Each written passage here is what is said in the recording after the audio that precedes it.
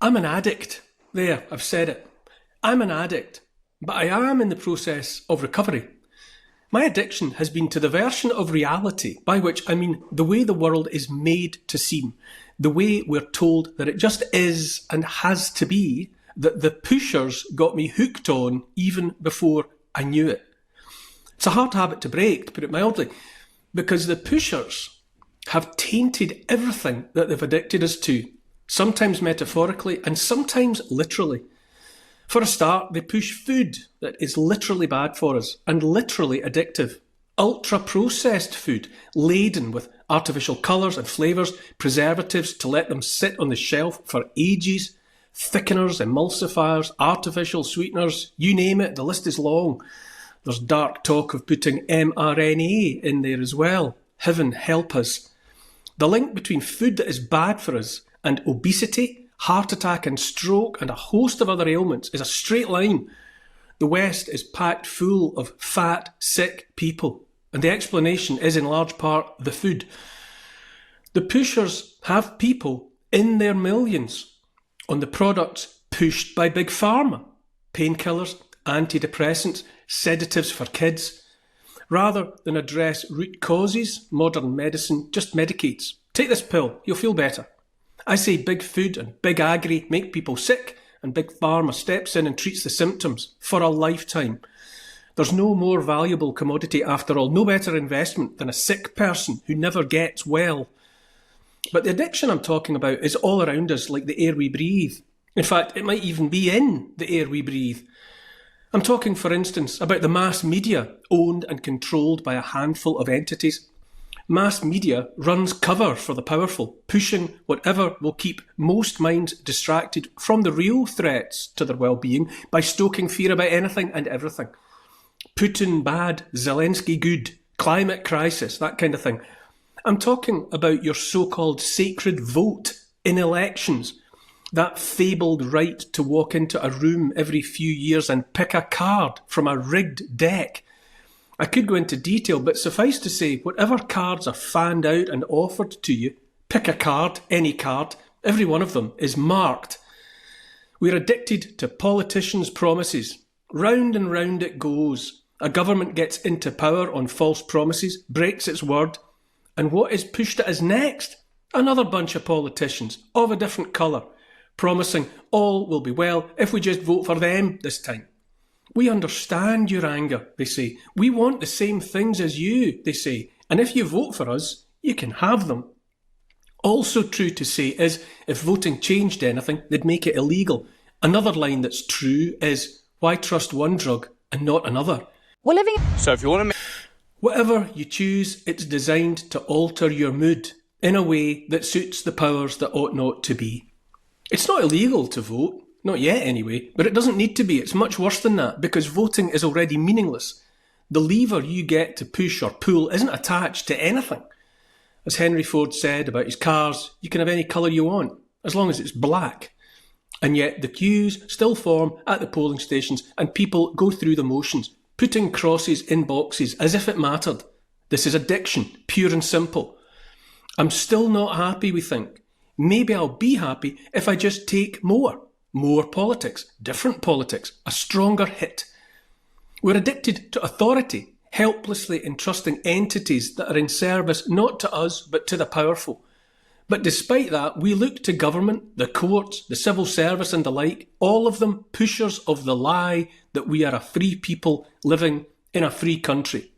We are addicted to fiat currency, the false coin pushed on us by the banks and demanded in exchange for everything from the food we eat to the rent and mortgages we service like robots to keep roofs over our heads. We get our kids addicted to the same drugs too. Give me the child, as the saying goes, and I'll show you the man. Show us the addict, more like. So we hand our kids off to the pushers right away. Even registering a birth is a handover when you think about it. Asking for a bit of paper with your baby's name on it, as if that baby isn't real until the registrar says it is. But we put them in nursery school, primary school, secondary school, where they have the same stuff pushed on them that we did. They get the version of events and the way to think that is sanctioned by the state. By the time they leave school, half of them are thinking about going to university, where they can mainline even more. Harder drugs, you might say. The tragedy is that the things our pushers have made us addicted to are also cut, as the pushers say, adulterated and tainted so that they are even more toxic. Pushers of heroin and cocaine take the drug itself, as we all know, and make whatever quantity go further by cutting it, which is to say mixing it and diluting it with anything from baking soda to washing powder, anything to make it seem like more. Important to note that while the drug itself might be dangerous enough in its pure form, it's the rubbish they cut it with that kills you. It's not the nicotine that's addictive, it's the tar. And this is exactly what is done to everything around us, so that the so-called news is adulterated by the mass media with, let's say, ideology. A little bit of information bulked out with the way we're supposed to think about it. Whatever the masses are supposed to think, believe, is tainted with more and more state-endorsed indoctrination. The food in the supermarkets is the same. What was once whole food is cut with additives and preservatives that make a ready meal, a ding dinner for the microwave, last for months. That makes a loaf of bread remain edible, if that's even the right word, for weeks. There's bread out there you can buy that you can leave in the cupboard while you go on holiday, and when you come back it'll still be soft. Somewhere inside we know this can't be right. Just this. We know that processed food that seems to last forever can't be good for us. We're addicted to heroes, which is to say the childish belief that someone good and strong will come and save us. No matter how many times we're let down, or no matter how long we wait, still we're addicted to the thought we don't have to do it for ourselves, that we should just hang on in there, heads down and not making a fuss about anything until the saviour comes and slays the dragons while we just sit and watch. This is addiction. I said we're addicted to fiat currency, and we are made that way, persuaded there's no alternative to their funny money. But the currency they push is cut as well, literally, and to a greater extent than any heroin or cocaine is cut. The number in your bank account is just that, a number. It's only as real as you believe it to be. Long ago the banks started cutting the currency as well, with anything but value, which is what it should have, in the same way food should be nutritious, which is to say they just print paper with numbers on that have no connection to reality. By now the pound or the dollar or the euro or the yuan or whatever is so diluted by quantitative easing that it's literally worthless, no value. Britain's bankrupt. The world is bankrupt. We're not just in debt, we're addicted to debt, begging for more and more debt all the time. We all know what happens to addicts. Either they end up with nothing on the street, caring about nothing but the next hit of whatever they're addicted to and ready to do anything for it, or else they get picked up by the authorities and put on a substitute for their drug of choice. Methadone for heroin addicts, that kind of thing. That's just swapping one addiction for another. Addicts on methadone are still helplessly dependent on something the authorities are prepared to give them in measured doses while they watch them take it and hand back the little cup. Perhaps most dangerous of all, we are addicted to the convenience of it all. Convenience, the ultimate C word. This matters now because the pushers know their old drugs aren't having the same effect anymore. Fewer and fewer people are getting the hit they used to. So the pushers have cooked up new stuff. I'm talking about central bank digital currencies, CBDCs, for instance, to replace the currencies that are so weak everyone is noticing. I'm talking about digital IDs, the new max strength painkiller to treat all ills. Whatever you're scared of, whatever you want rid of, digital ID will take it away.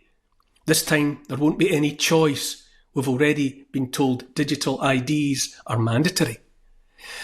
There's virtual methadone as well, the offer of 15-minute cities where hopeless addicts might wander in a haze of virtual reality and sedatives, watched by the pushers round the clock via 24-hour surveillance technology. I said I'm an addict. Admitting it is the first step. Once an addict, always an addict, and I know I'm still in the process of getting clean. I stay away from the mainstream news as much as I can, but I still take a cheeky hit now and again. Can't help it. I'm still trapped by fiat currency because I haven't worked up the nerve to find an alternative that will let me pay my bills. And just as hard is trying to keep away from all the rubbish in the food supply, when the rubbish is in everything under the sun. I'm coming to the conclusion that there's a day coming, and soon, when I'm going to have to stop weaning myself off bit by bit and just go cold turkey. It'll hurt for sure, but in the end, it might be the only way to kick the habit once and for all. Are you with me? Thanks for watching GB News Originals. If you've enjoyed this content, please click and subscribe. And if you haven't done so already, go to the App Store and select the GB News app.